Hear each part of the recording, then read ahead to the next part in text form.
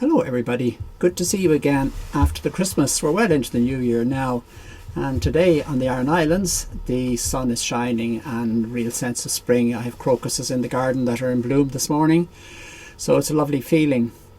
I'd like to talk to you today about spiritual experience. I wonder if you can remember ever having one. I don't want you to think of spiritual experience as being something that's very rare and only happens occasionally. In fact, probably you would agree that any experience you have to which your response is wonderful, or that was amazing, or it's incredible, any expression like that is an expression of experiencing something in a way that's outside or beyond yourself, something even that has a sense of mystery to it. And if you think, for example, of a beautiful landscape or a beautiful view from, say, the cliffs or from the top of a mountain or out along the seashore or lakes or forests or something like that, you get that sense of awe and mystery and of life being much bigger than you are and impossible for you to fully understand. So that's what I'm talking about when I talk about spiritual experience. It's something we have all the time. We may not distinguish it in our minds from other experiences we have, which are sort of, the common or gardener experiences where you taste a cup of coffee or you eat an apple or you see somebody you know. They're the standard experiences, but there are definitely many moments, probably in every day, when we experience something that's beyond that, that's sort of outside of ourselves, to which we respond with feelings of amazement or wonder or awe or incredibility. So that's the background to what I want to talk about today, but I suppose I want to focus today on the possibility that you might have had or that you may have in the future a very profound spiritual experience, one that is life-changing. These experiences are very personal to us, so it's not something that necessarily happens to everybody. I suppose if you were involved in 9/11 and you survived it, that would be one which many other people would have experienced with you. A very profound traumatic experience which might have changed your whole view of your life and of the world. But I'm talking about something that's actually just happens to you and other people around you don't even notice. I suppose a very good example would be you falling in love or me falling in love. That's something very personal. There might be lots of people in the room, but you have fallen in love with this one person. Nobody else knows that you have. It's very personal to you, and it could indeed be a life-changing experience because you could end up partnering with that person and marrying them and having children by them and so on. So that could be very profound. So that's the sort of experience I'm talking about. But it happens not just when you fall in love.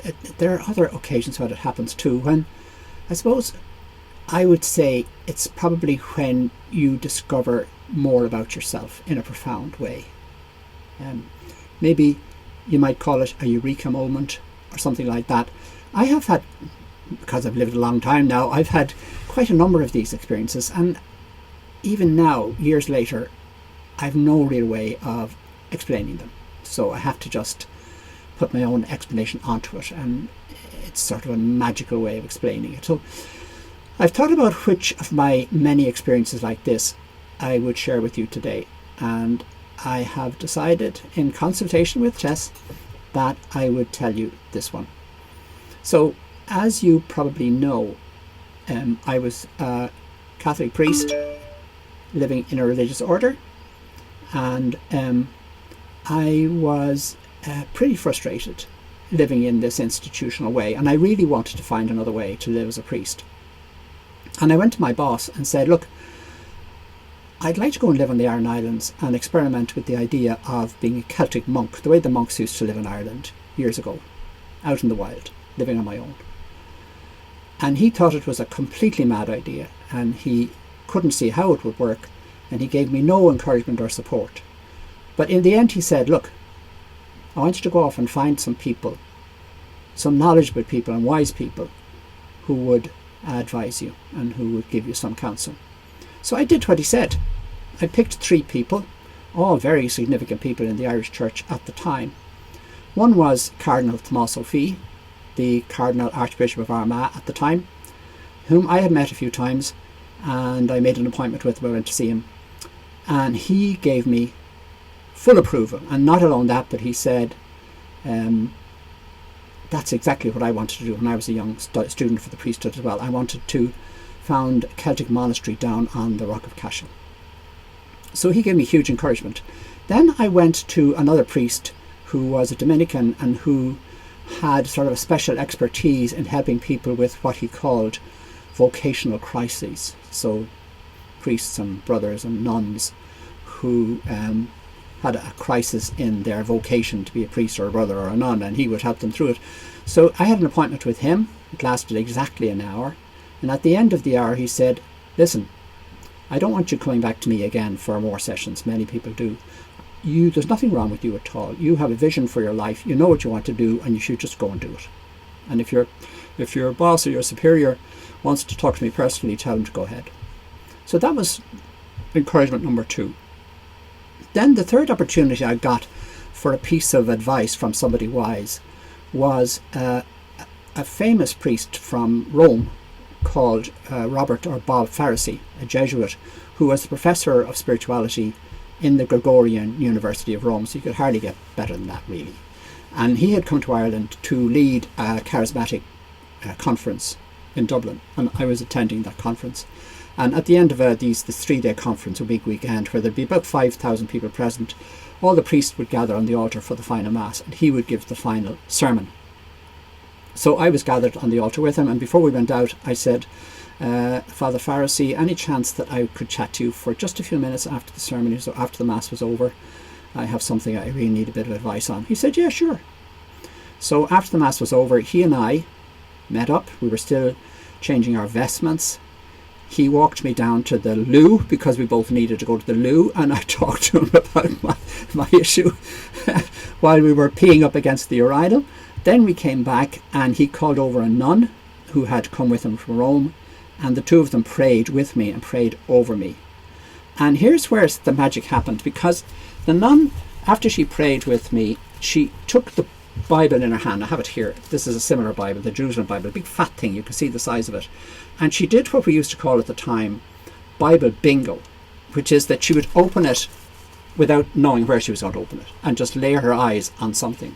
And she opened it here, almost in the middle. I have the marker on it this time. I know it won't open exactly this time. And she opened it, and it opened at the book of Isaiah, chapter 49. And the first line of the chapter was the words, if you can see it there, it's back to front, is it? The first word there, it's underlined, is islands. And it goes on then to say things like, Yahweh called me before I was born. From my mother's womb, he pronounced my name. He made me my mouth a sharp sword, and so on. Just an extraordinary piece. So she read that out to Rob Pharisee, and Rob Pharisee said, that's enough. Bang, close the book.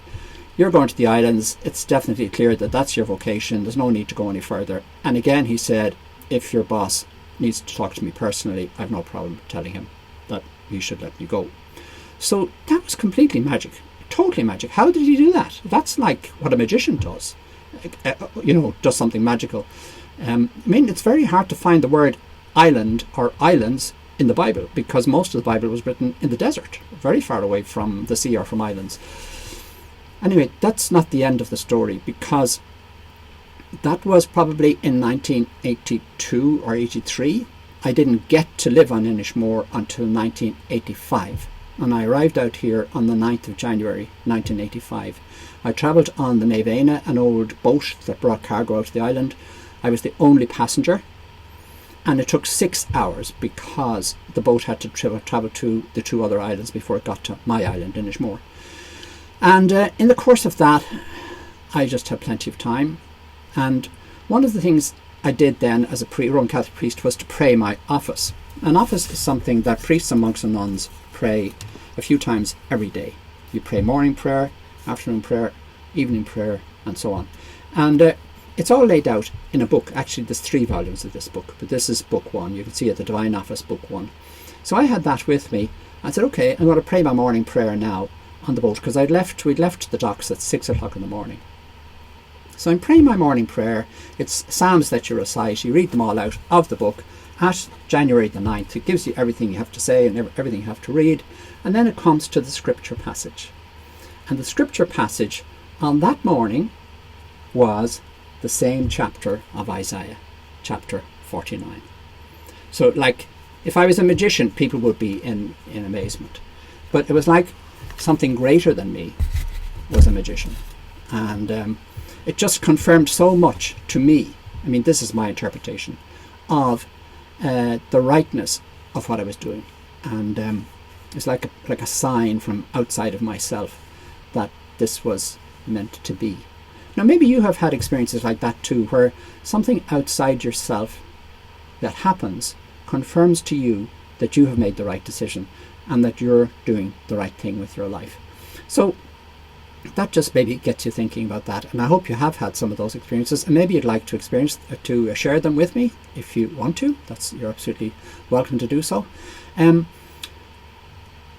If you take mainstream religion, and most of us have been involved in Christianity of one kind or another, the emphasis in these religions is on what you believe. It's on the creed, and you have to be careful not to be a heretic. You have to believe the right thing, and you have to obey the commandments and so on. That's what the emphasis is on.